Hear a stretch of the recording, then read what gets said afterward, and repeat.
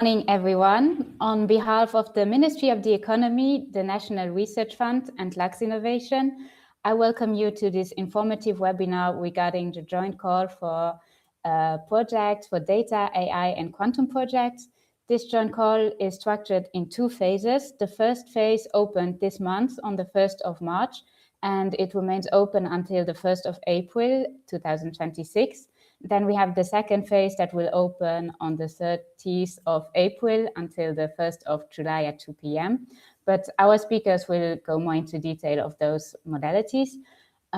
Before diving straight into the presentation, I wanted to quickly go over the agenda with you. And also I wanted to inform you that this webinar is being recorded. You will receive the slides and the recording at the end of this webinar. It will be made available to you via email on our platform by responding to a short survey. And then for the agenda, I'm happy to introduce you to our different speakers. We have Christian Pauli from the Ministry of the Economy and Shaktivel Sundaram from the National Research Fund. He had a little bit of technical issues, so we are hoping to resolve this. This is also why we're starting a few minutes late. Then we will have Yuri Silian from Luxinnovation, and myself, I'm moderating this webinar. I'm Lori Ench, National Funding Advisor at Luxinnovation. So Christian and Shakti will start with a general introduction, and then they will go over the presentation of the joint call, and Yuri will go over how Luxinnovation can support you during the application process. We will end with a Q&A session. So you can see on the right hand of your screen, normally you can see a discussion tab where you can introduce yourself, leave some comments, and then you see a questions tab where we kindly ask you to write all your questions that you have, even during the webinar. We will then in the end respond to them. Yeah. And before diving straight in, I also wanted to present to you who is who. So we have the Ministry of the Economy. They are the granting authority for the private companies. And then we have the National Research Fund, who is the granting authority for the public research organization.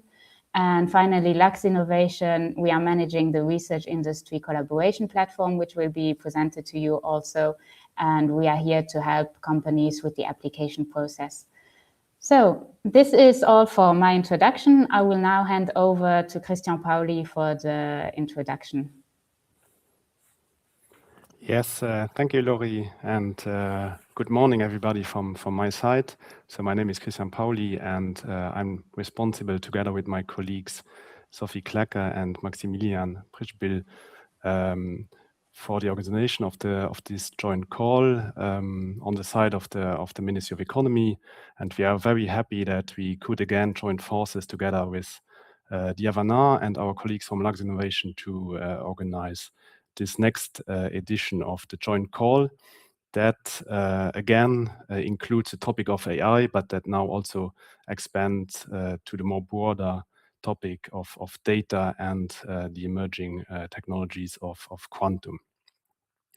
So the call is fully in line with the broader efforts of the Ministry of Economy to create the right conditions for companies of all sizes to adopt and leverage cutting-edge digital technologies. So over the last years, the Ministry of Economy has established different specific initiatives and has already in 2019 developed its first data-driven innovation strategy that is built on 3 different pillars. So the first one is investing or significantly investing in the digital backbone of the country, which includes data center capabilities, sovereign cloud infrastructures, HPC, also the implementation of the AI factory, and now is also preparing for developing first quantum infrastructures. The third pillar of that strategy, and which is a very interesting or important element, is to also adopt a very business-oriented approach, namely to enable companies of all sizes to use these digital infrastructures. And this joint call also fits into this approach.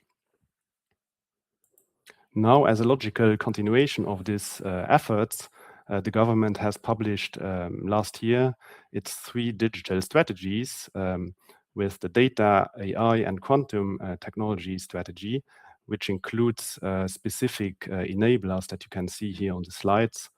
The main objective is to position Luxembourg as a European digital innovation hub in this field. And as one cornerstone of these joint strategies, the idea is to bring together private and public stakeholders, and for instance, through measures like this dedicated joint call for project. So we are very confident that also during this joint call, we will end up with some interesting project that will have a major impact on the consortia itself, but also a broader impact on the national research and economic landscape. I will now hand over to Sakti. I hope that he can speak. Sakti? No, we can't hear you.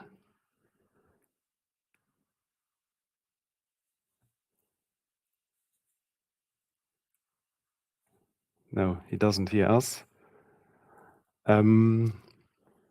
Yes, I guess then that we will skip that part.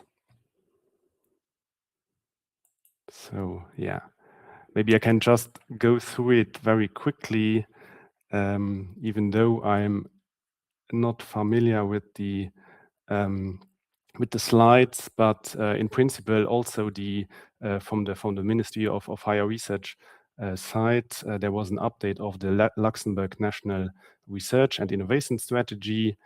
This strategy is also in line with what we have developed as an Luxembourg government initiative within the 3 digital strategies. There is an innovation challenge that sees a strong need also to organize this call to provide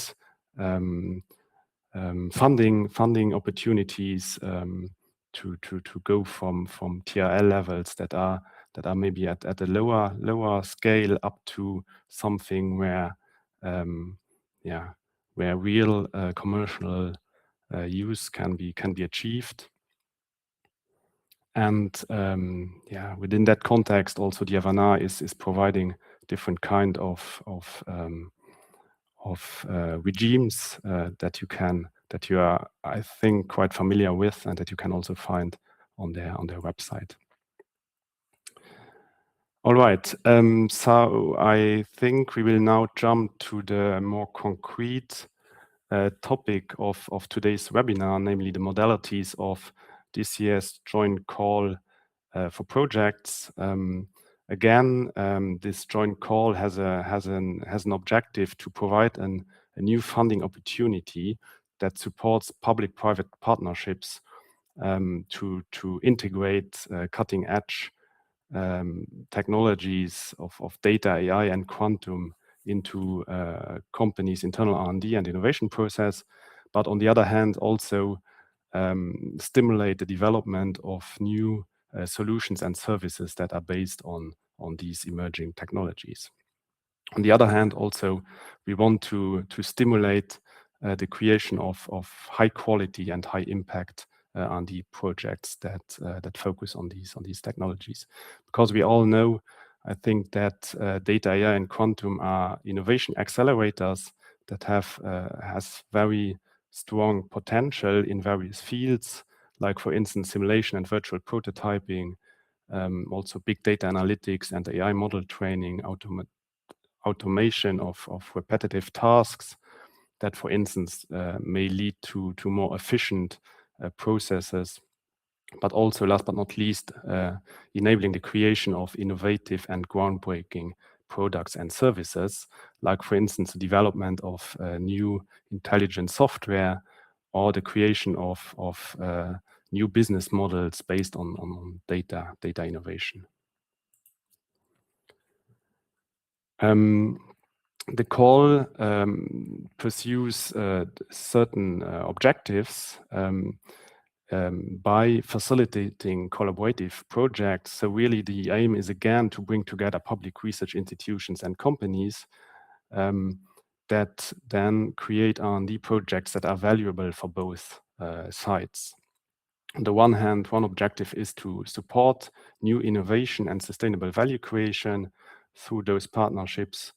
We want also to increase the company's innovation capability in order to stay also competitive in today's innovation landscape.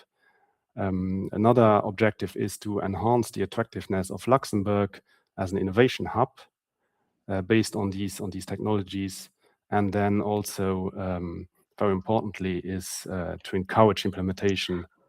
Hi, Sakti. Hi. I think we can hear you now. Okay, sorry, extremely sorry. I restarted my computer now. Good morning, everyone. Nice to meet you virtually, everyone, all of you. Sorry for the trouble earlier happened. So you want me to go back to our slides, Christian? Yeah, we can quickly go Okay, back. perfect. So I just mentioned that the last objective, namely the fact that we want to have innovative projects that contribute to the development of Luxembourg's industrial and economic landscape, and that are also in line with our national priorities. So I will jump back very quickly to Obviously that slide. Okay. Yeah. Go so on. Yeah, thank you, Christian. Thank you, everyone. Thank you, Luxinnovation, organizing this webinar. So the Luxembourg National Research Fund is the main funder for research activities in Luxembourg. So mainly we fund to the public research institutions. Basically, these are governed by the public bodies like University of Luxembourg, Luxembourg Institute of Science and Technology, Luxembourg Institute of Health, and so on.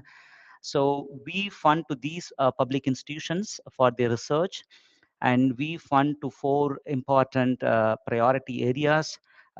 Basically, these are covering almost all the topics of the research. Maybe it could be personalized healthcare, industrial and service transformation, sustainable and responsible development, and the 21st century education. So we have different programs to address these topics. We have a budget of more than 100 million every year. The topics come from the either it could be from fundamental research, applied research, also topics that are relevant to bring the research into the market. We call those programs as kind of innovation programs. For example, the FNR Jump program, which is to help before it comes to the market, how whether the research is applicable to the market needs. So we have various programs. So one of the other programs is called Bridges program, where we have various thematically focused bridges. If you go back, why we we are running this program, Christian, I think you can able to change the next slide. Yeah, so I mean, the universities focus mostly the research, the focus on the fundamental research side. The industry is mostly interested in product development, deployment, giving services to the customers. So there is always a challenge between the research and to the deployment. So we call it the development gap. So there are programs in FNR which aims to address this gap from the research to the deployment. So these are all basically R&D funding support. So as you might know, there are many challenges why the research is not always gone into the is not going into the market needs. The product challenges, business challenges, innovation challenges, and process challenges.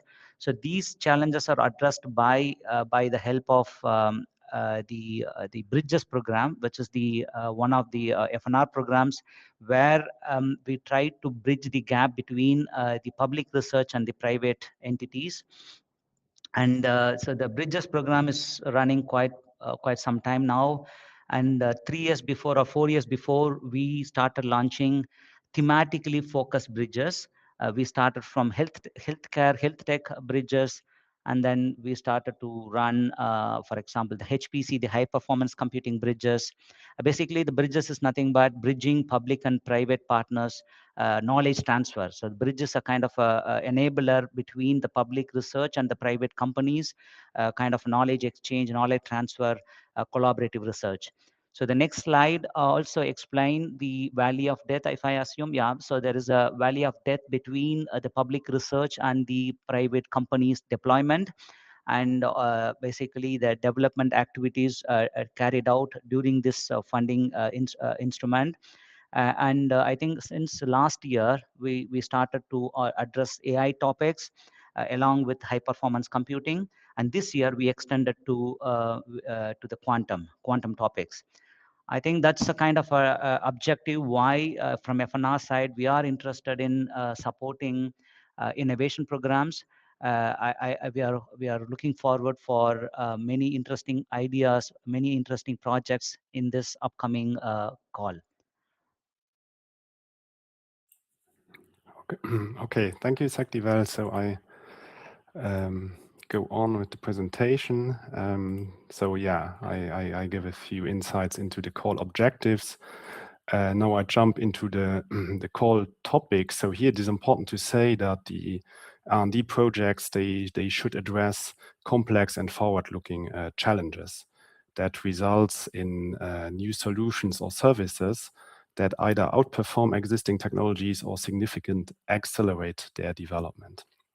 And to reach this, we focus on three specific application areas that we have already mentioned before. So on the one hand, it is about data, so data-based solutions for advanced simulations and analytics.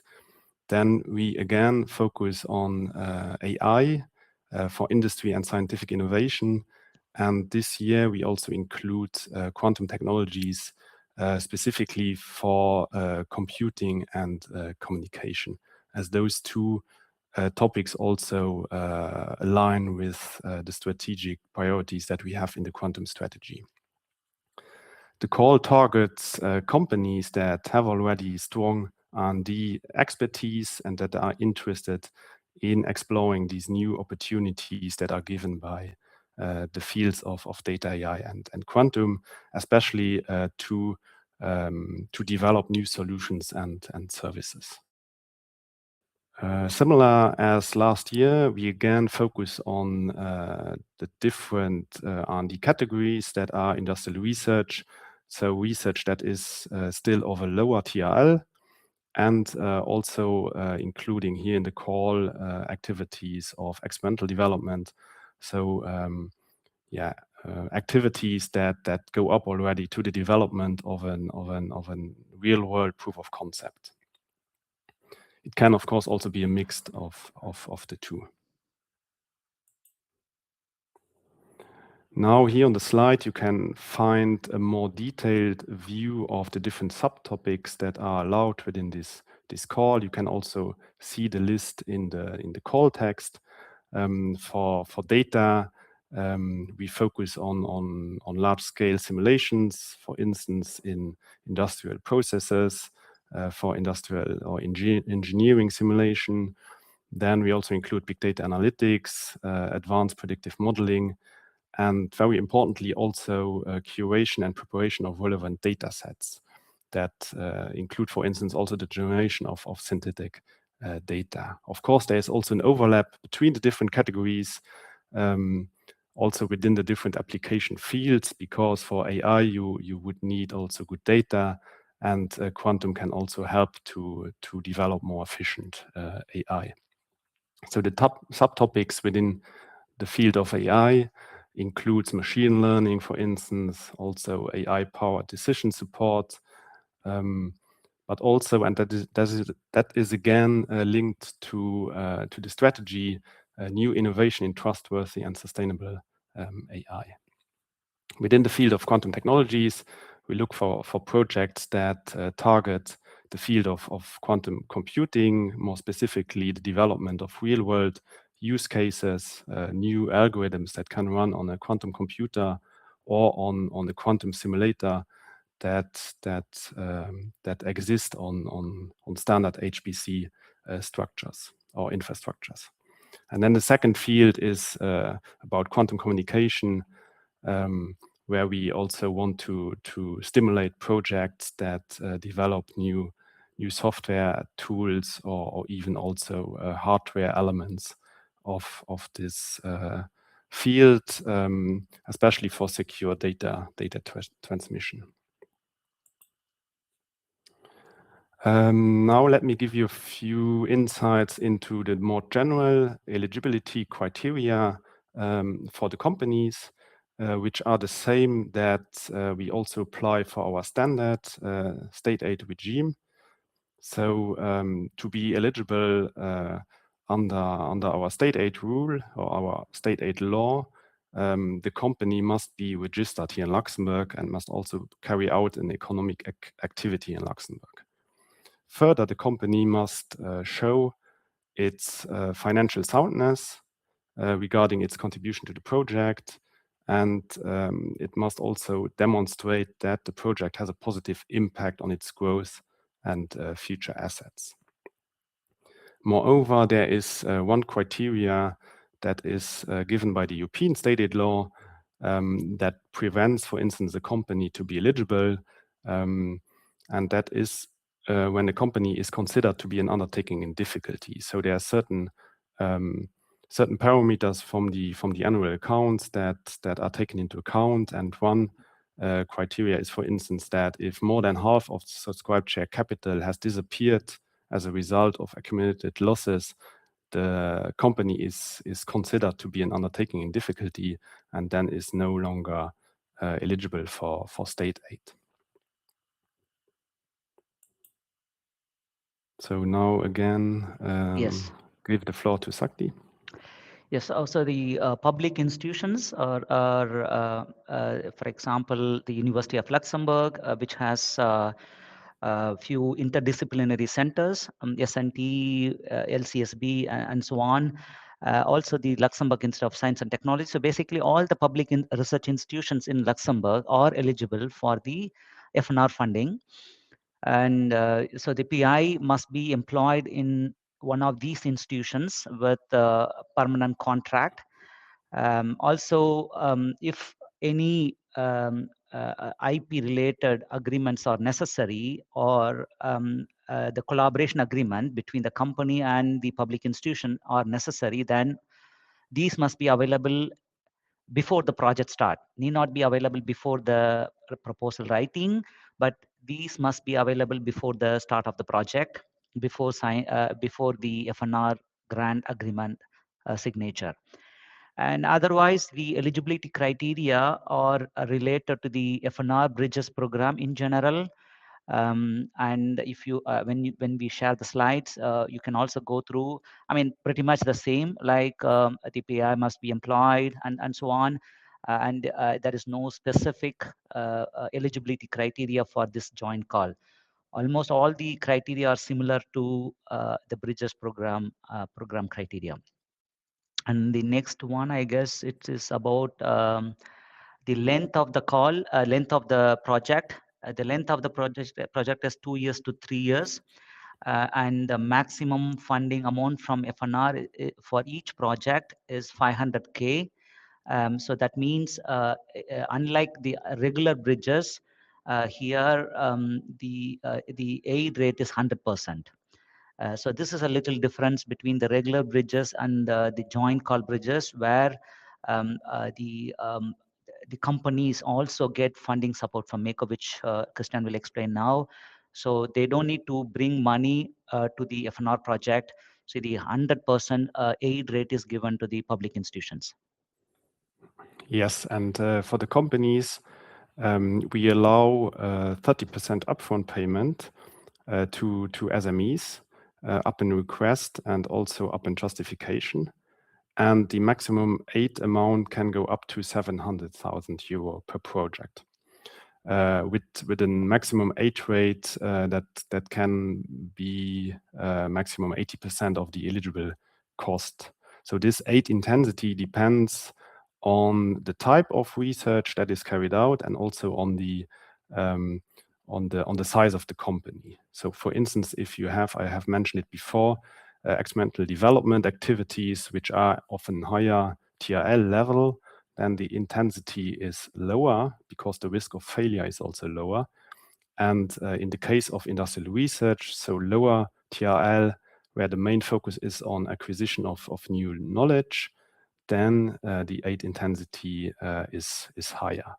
So for instance, for a large company that does experimental development, the maximum aid intensity is 40% of the eligible costs, whereas in the case of a small company that does industrial research, the maximum is 80% of the eligible costs. Of course, it can also be a mix of the two. So for instance, the first work packages are within the industrial research category, and then in the course of the project, the work packages or the R&D activities goes towards the development of a first proof of concept of a solution.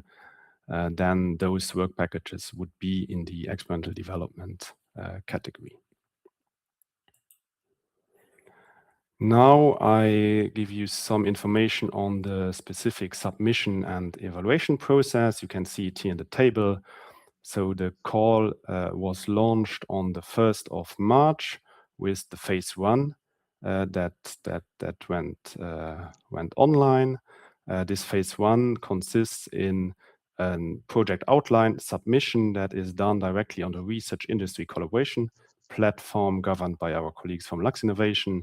Luxinnovation is also providing a standardized support for this phase. And then this phase will close on the 1st of April, which will then be followed by a review by the granting authorities. We will also carry out a general eligibility and financial viability check, as I have mentioned before. And then we will provide written feedback of recommendation for submission to phase 2. That phase 2 will then start on the end of April and will be opened until the 1st of July. And it will include a full project proposal submission that is done on the MyGishi platform for the companies and on the Avanar grant management system for the research organization. Following this submission phase, the proposals will be evaluated by an independent expert panel, which will then provide recommendation for funding or not. And the two granting authorities will adopt this recommendation and will provide a joint funding decision. Here on the next slide, you can see a visual presentation of that timeline. So again, phase 1, the pre-application, that is open at the moment and that will close on the 1st of April. Then there will be the second phase that will open on the 30th of April and will end on the 1st of July. And then most probably a panel that will come together in September and a joint decision that will be announced in October this year. I explained the different processes. Now I will spend a few words on the criteria that we apply. So for the phase 1, we will assess the projects based on their alignment with the call objectives and the call topic. And we will also check the completeness of the additional information that needs to be provided.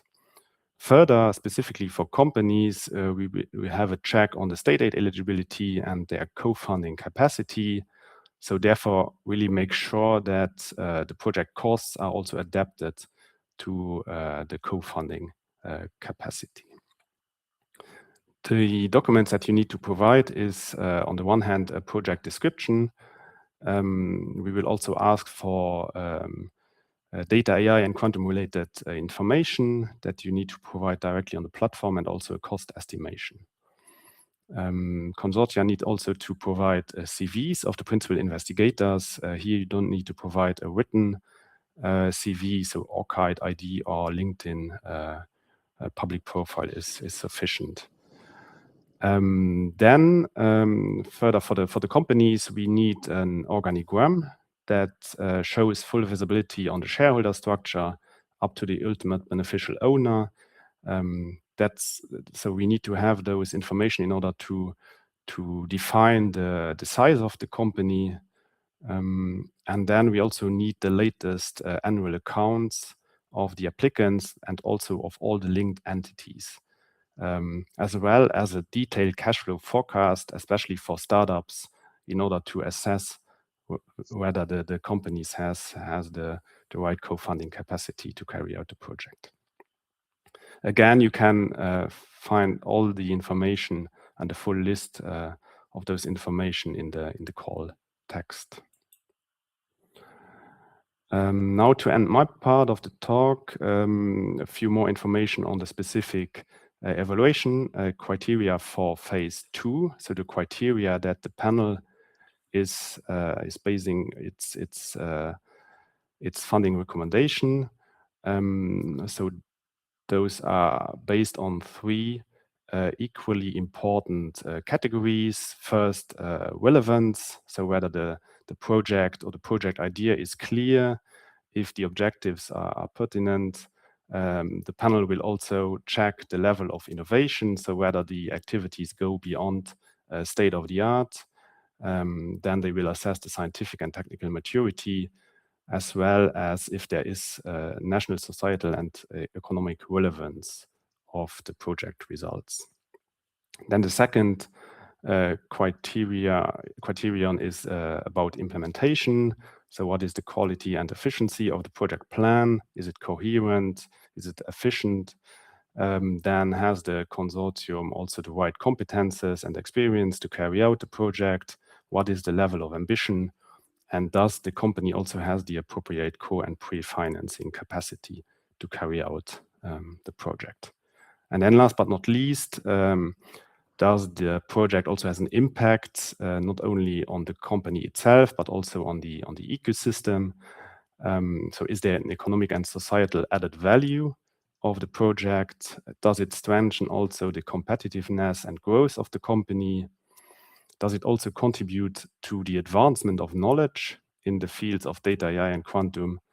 And is the focus more of on new innovation, so going beyond state of the art, or is it rather a small improvement of something that exists already? Okay, so with this, I will end my part of the talk, and if you have any more questions on this, so please feel free to ask them in the chat.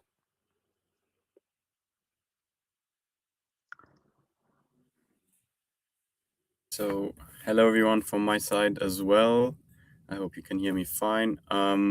As well, a big thank you to Christian and Shaktivel for their respective presentation and the detailed overview of the call objectives, the eligibility criteria, and also the application process. I believe that this gives the applicants a lot of information to assure that they can prepare a highly qualitative PO submission in phase 1.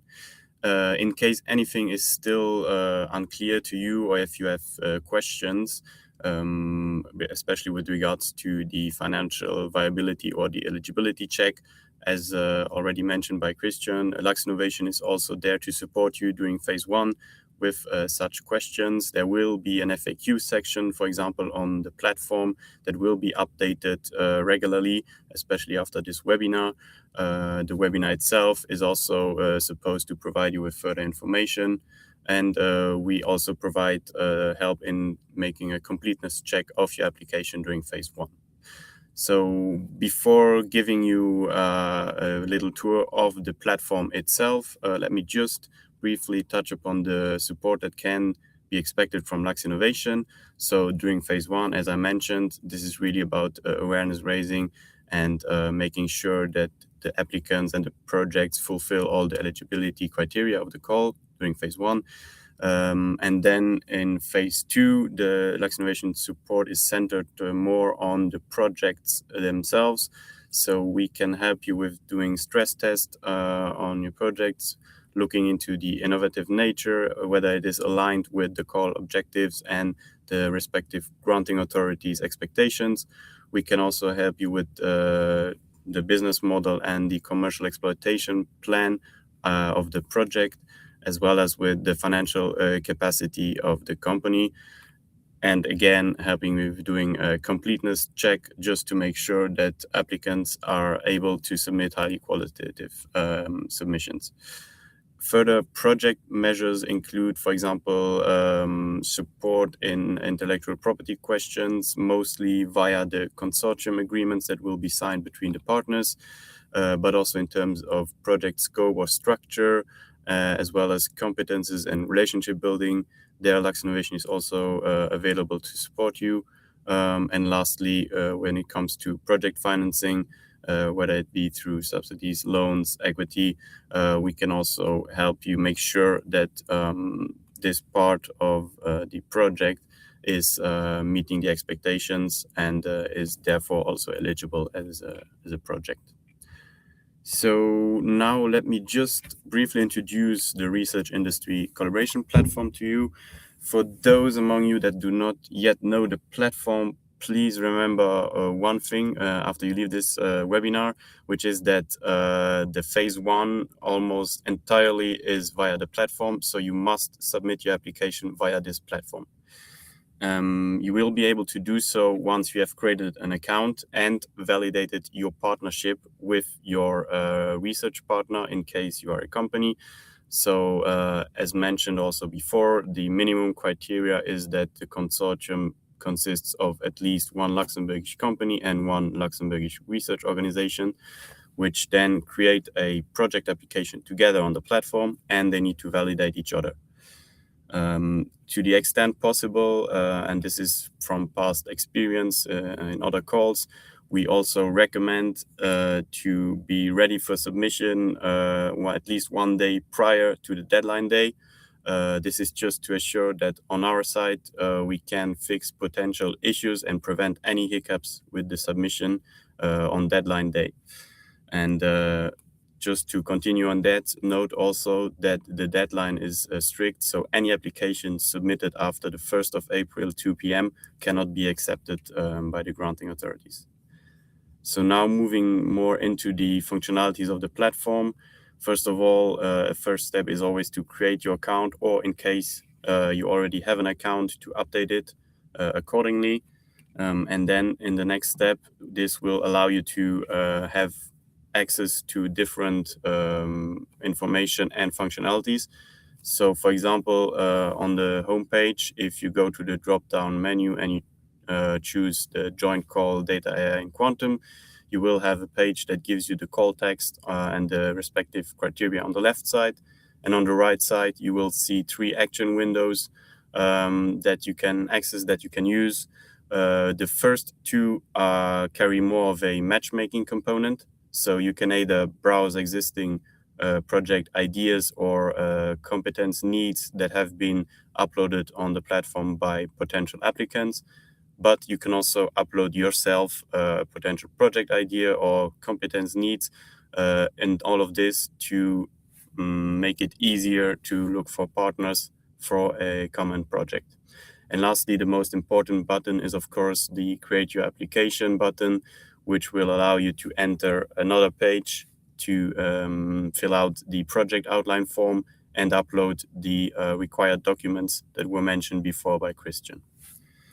So this would be all from my side. I will now hand back to my dear colleague and moderator, Lori, who can then open up the Q&A session.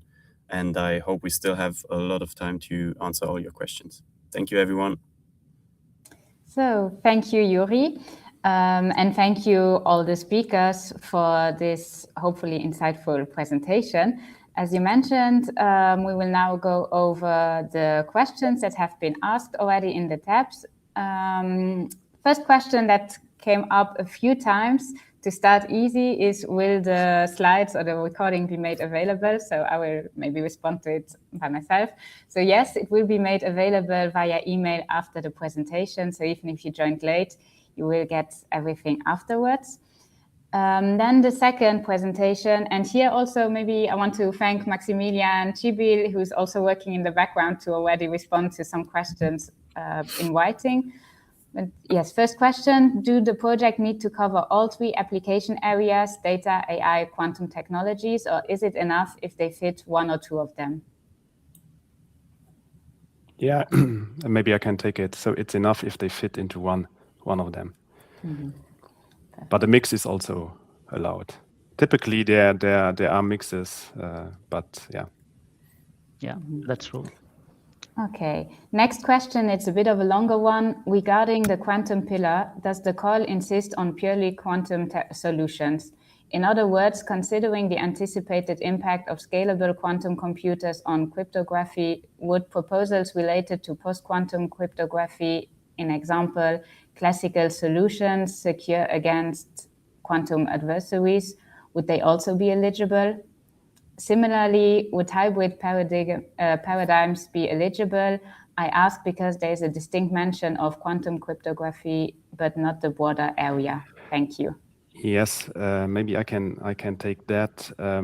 So in principle, projects that only focus on post-quantum cryptography are not eligible, as this is as it is widely mentioned in the question itself. It's no pure quantum development. Here we really want to focus on quantum approaches, but if there's a combination between PQC, for instance, and quantum key distribution, or any other related pure quantum technology, then this would also be could be part of the project. But only projects considering PQC developments are not targeted here. Okay, thank you, Christian. Then next question is whether AI for personalized healthcare and education can go under Pillar 2, or is it for industry only? Yeah, maybe I can take that too. Principle that would also be eligible. The only thing is that it should fit into the distinct subtopics that we have defined, which are quite broad, but we do not restrict to certain sectors. So also developments, AI developments in the healthcare or health tech area are eligible. Mm-hmm. Okay, and then how are new startups who are less than 3 years old measured for financial soundness? Maybe I can take over that, but yeah, I see, Laurie, that you already answered it. So indeed, to measure financial soundness of such young companies, a business plan and a detailed cash flow forecast is generally requested or even mandatory. You can find the template when you go to the platform and when you apply for the project. But yeah, these documents are required so that they need to demonstrate how the company is able to finance the project, but also finance daily operations on an ongoing basis. Mm-hmm. Thank you, Yuri. And if a company has ongoing awarded RDI projects, one project, is it possible to apply for joint call? Are there any additional requirements for the company? Yes, I think that you answered the question already. Yes, it is possible, but the company needs to show that it has sufficient co-financing capacity. So that's very important because we have seen it also a lot in previous calls. And it's very important to provide all the information that you have in order for us to make the assessment on the co-financing capacity more easy, because that's a very relevant criterion. Mm-hmm. Yes, yeah, indeed. Most of the questions have been answered. I still read them aloud so that we can maybe complement, and it can maybe inspire some new questions from the audience. So feel free to keep posting your questions if you have other ones. The next question is, could you please clarify what required project TRL for the joint call in the start and in the end of the project? Yes, I think I mentioned it already also in the talk. Maybe I wasn't precise in the what TRL level. So Max wrote it in the question. So we typically focus between 3 and 7. So it shouldn't be fundamental research. It should be already applied, and then it can go up to a first real world prototype. Yeah. So maybe Sakti, if you want to complement. Yeah, you're absolutely right. So it's definitely not for fundamental research, not TRL1, not TRL2, definitely, but it is from 3 up to 7. That's where you see we have 2 different types of projects, industrial research and experimental development.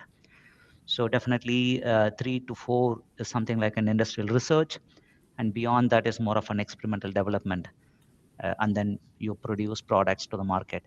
So definitely not 1 and 2 and beyond. So this joint call is addressing TRL 3 to 7. Okay, thank you. And then is the cash flow forecast required for all the companies or only for those that are younger than 3 years old? There is no specific rule on that. For us, it is important for companies that have no recurrent revenues, or that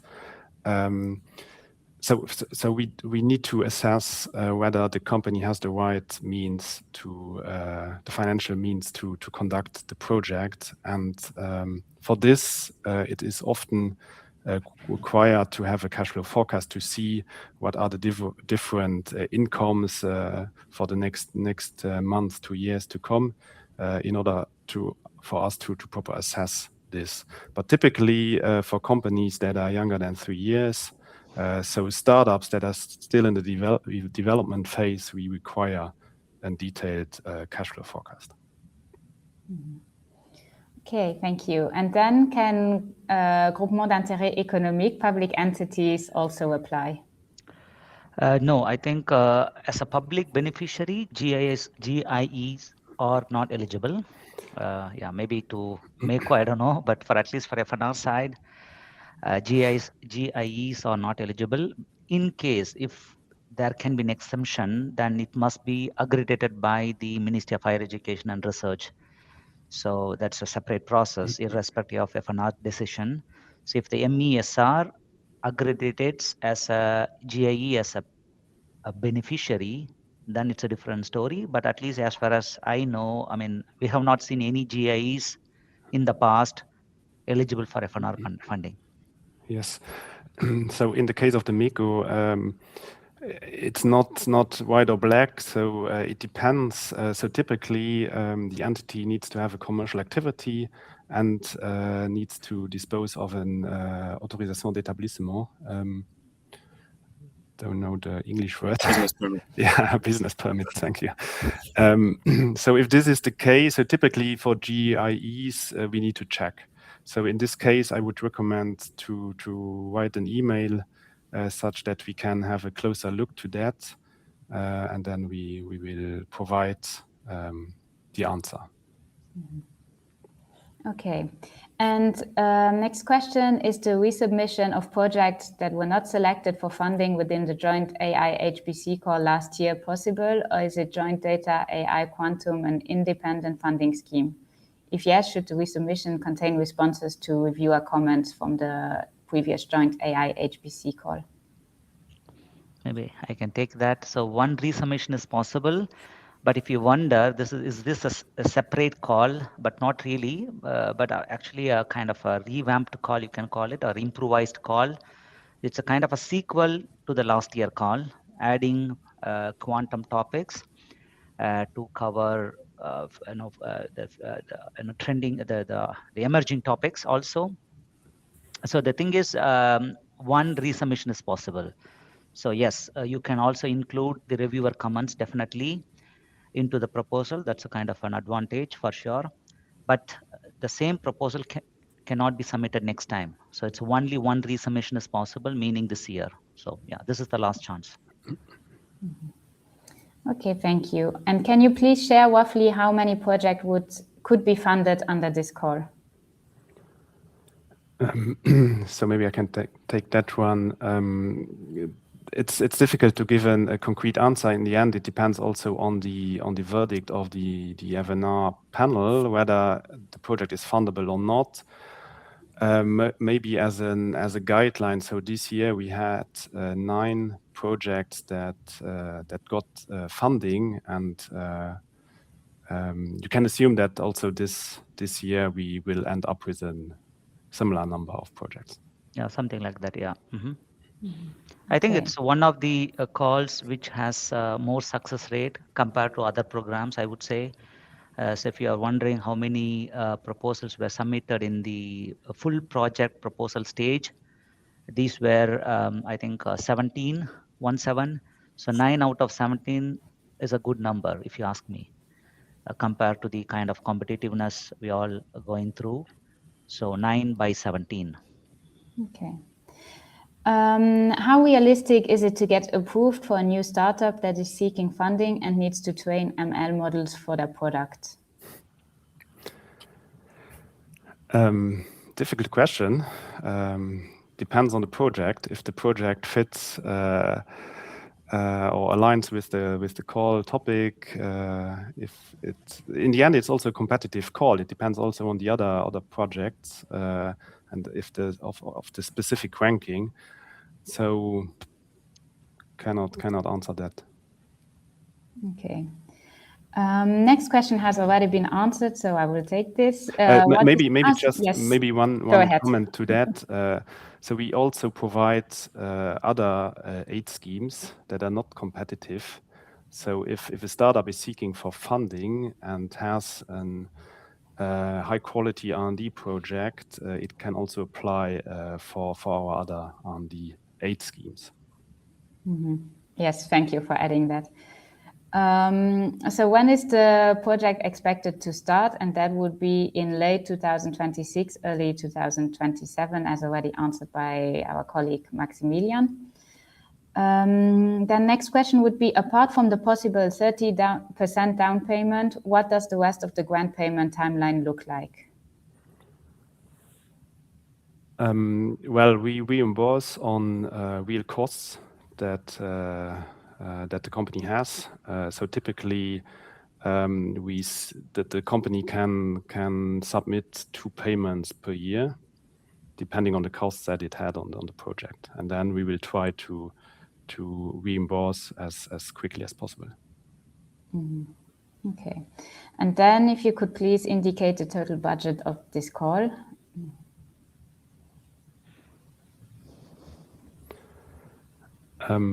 Yeah, at the moment we cannot indicate any number. So we gave an answer already before that. You can estimate again a number of 9 projects that will be funded. But again, this is an assumption. Yeah, I agree completely. And then thank you for the clear explanations. Does a startup need to be incorporated at the time of the application, or is it sufficient at the time of signing with FNR? No, I think it's the more eligibility criteria for MECO than FNR. Yeah. Okay. So I think, yeah, I let Christian to answer that part. Yeah, but I do have answer. Yeah. So that the entity must be incorporated before the start of the second phase. Yeah. So before the submission of the full project proposal, the entity must be established. Okay. I see that we're already 12 o'clock. We can continue a bit with answering the questions. If anybody needs to leave, feel free also to write down the questions. So maybe we can, if we don't get to it, we can answer them in written. Can HPC Meluxina be included in the project for large-scale simulations, etc.? Can the funding cover these costs? Yes, of course. So Meluxina costs are eligible, and they fall under the eligible costs. Okay. Our main product is free open source software, whose primary goal is to provide access to solutions that enable a sustainable world. By incorporating AI, we want to expand the scope of the software's usefulness for all. Is this business model acceptable? I mean, if there is a research element, even though the joint call is not aiming for fundamental research, that's true, but there should be some element of research, innovation, So I think if you mention that the free open source software, it's already out there as a main, you have a product already there. So there is no end goal of this research, right? So you have it already as a product. So I mean, if you are incorporating AI as a kind of nice to have or improving the current product, I think it's not fall into the problem of research. So there should be at least either one, either industrial research, or there is a research from the public research institutions the companies can get. That's where I mentioned it's a knowledge transfer. Get that research into the existing products in the company. That's a different story. But not just adding an AI to a product. Will that be eligible? Then no. Okay, so that's not the aim of all. So, Yes, yeah. and maybe to complement on this, also from the company side, there must be a clear economic return also from that project. So it's only open source software with no long-term return on investment, then that's something that we typically do not fund. But yeah, again, we would need to have more information on that to give a more clear answer. I'm very sorry, I have to leave in 2 minutes, so maybe I can take the questions that are still open and that are related to companies. Let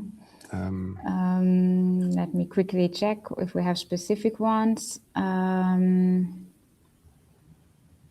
The last one, but this one we can also answer, is funding on the company side mostly around salaries of necessary staff or also extends to equipment? Yes. And Maximilian, thank you. I see that you just answered. So eligible costs typically cover salaries indeed, but can also cover equipment as well as to some extent subcontracting costs. Maybe there's the question from Alvaro about Is AI acceleration. So yes, that's something. So CVD and other simulation tools or discrete element methods, they are also eligible, and it is not a necessity to implement it on HPC. But those elements, they fall under the database solutions for advanced simulations and analytics. Yes. Okay, great. So with that, I would maybe already thank you, Christian, for your intervention today. Yes. For everyone who still has questions for Christian, also feel free to write them here in the chat or reach out to us later so we can either answer them in writing or via one-to-one exchanges. We can also answer your questions. For the other ones, if you are still available, we can continue with the questions that are for FNR and Luxinnovation. So there was one comment where I have to admit, I personally don't fully understand it, but it's first SCADA LTS. I don't know if that I think means... this is mostly the previous one. I think he mentioning about the free open source software. I think, I think Christian also mentioned. So there should be a business, the economic returns to the company, and also from public research point of view, there should be a knowledge transfer. There should be a research element. Need not be a knowledge creation, but knowledge transfer. You know, there exists a research already done in the public research institution that transfers the knowledge to the company so that the company product is improved. Okay, thank you. Then if you need support or advice, where can you best reach out? That would be the last slide of this presentation. So ideally you contact Luxinnovation at contact@researchindustrycollaboration.lu. If you have specific questions for the FNR, you can also reach out via this link here. And yes, so feel free to reach out. How can I search for research companies to partner with? Is there a matchmaking tool? What would be your recommendations? Yeah, I can take this one. So thank you for the question. And indeed, we provide matchmaking tools via the platform, as I explained before. So there is the opportunity to share either your project idea, very broadly, of course, no need for details to also protect your idea, or if it is more research competences, and if you are a company, if you need or require specific research competences, then you can also indicate this via the platform. And other people will be able to see it once they have an account. Otherwise, what we would recommend for companies is to reach out to Luxinnovation, give a brief introduction of the company itself, whether it is already incorporated in Luxembourg or whether it is planned to incorporate soon, a little idea about the project, and then also some more details about the specific needs that you have with regards to partnering with a research organization. And that way we will be able to help you more efficiently, put you in touch maybe, or if needed also exchange with Shaktivel to see how we can best support your request for matchmaking. Okay, thank you. The next two questions, we already responded to them. And then the last question would be, so improving an existing product with ML training is eligible?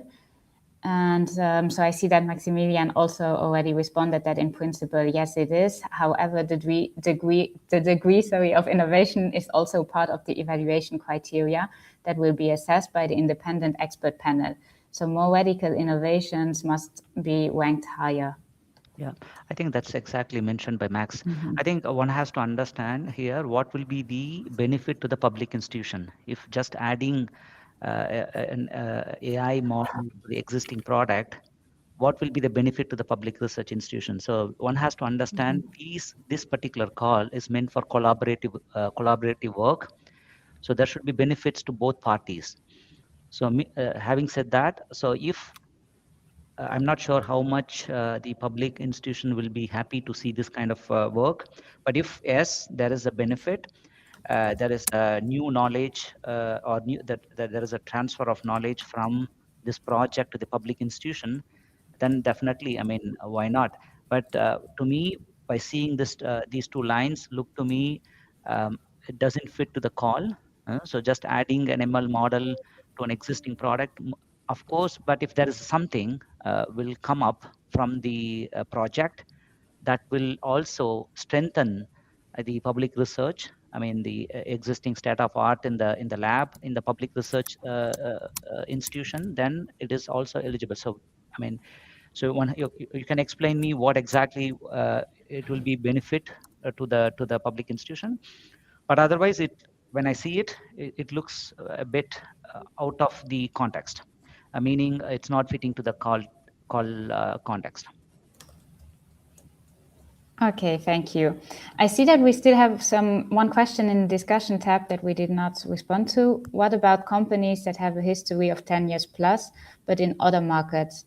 Luxembourgish entity less than 3 years. Would experience from other markets will be taken into consideration? I can also respond to this. So indeed, we always have to look at two levels. We have to look one at the Luxembourgish applicant company and then also at the group behind it. So the group history does also count. But if the Luxembourgish entity is really new, it would also be helpful to have a cash flow forecast in order to understand the growth that is projected for Luxembourg. So I see that Maximilian also responded. The group's expertise will also be taken into consideration. The role of the Luxembourgish entity will need to be justified. So indeed, this also summarizes what I just said. And there also feel free to reach out to Luxinnovation via the contact@researchindustrycollaboration.lu email address so that we can help you evaluate your case also one by one. I think with this, we answered all of the questions. I hope I did not forget any. Otherwise, as mentioned, feel free to reach out. And then I see that Yuri also had to leave. So I suggest that we end it here. I thank everyone for attending. I hope this was insightful and helpful. And feel free to reach out if you have any questions. Thank you to our speakers. Have a nice day, everyone. Thank you. Have a nice day.